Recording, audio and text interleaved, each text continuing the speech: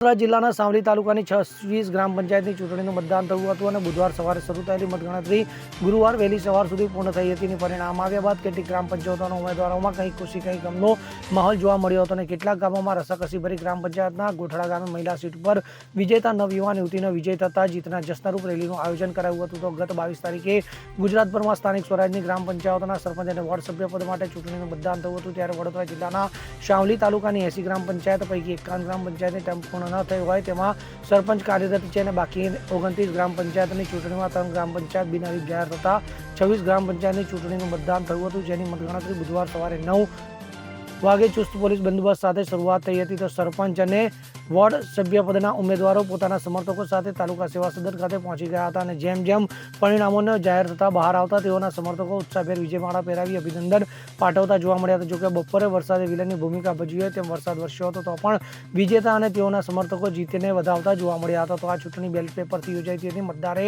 એક સરપંચ અને એક વોર્ડ સભ્ય એમ 2 વોટ આપ્યા હોય તો અલગ અલગ તારવવા અને ગણના કરવા, જેના કારણે ઈવીએમ કરતા મતગણતરીમાં સમય વધારે લાગતા મોડી રાત્રે એ પણ મતગણતરી ચાલુ હતી, જે ગુરુવાર વહેલી સવાર સુધી ચાલી હતી. સાવલી તાલુકાની કેટલીક ગ્રામ પંચાયતો સહિત ટુંડા ગોઠડામાં ભારે રસાકસીનો ચૂંટણીનો જંગ જામ્યો હતો. તો વહેલી સવારે 3 વાગ્યાના સુમારે ગોઠડાની ચૂંટણીનું પરિણામ આવતા પૂર્વ સરપંચ મોહમ્મદ અલીની દીકરી તસ્મીના સૈયદ 19 મતથી વિજેતા જાહેર કરાઈ હતી, જે સાવલી તાલુકામાં વિજેતા સૌથી ઓછી ઉંમરવાળી સરપંચ બની હતી, જેને પગલે જશ્ન સાથે ડીજેના તાલે રેલી યોજી વિજય ઉત્સવ મનાવાયો હતો. ત્યારે ચૂંટણી પંચ દ્વારા સ્થાનિક સ્વરાજની ગ્રામ પંચાયતની ચૂંટણીમાં મહિલાઓને પણ પ્રાધાન્ય આપ્યું હતું. તેવામાં અંજેસર ગ્રામ પંચાયતમાં યુવા મહિલા સરપંચ પદ અને અમીષાબેન પટેલ 533 મતે વિજયી થતા ગ્રામીણ વિકાસના કાર્યોમાં સહભાગી થઈ ગ્રામીણ મહિલાઓ સાથે મળી ગામનો વિકાસ કરશોનો આશાવાદ વ્યક્ત કર્યો હતો. કે તમારી જીત થઈ છે સરપંચ તરીકે, તો તમે શું ગામ માટે બલિદાન આપશો કે ફાળો આપશો?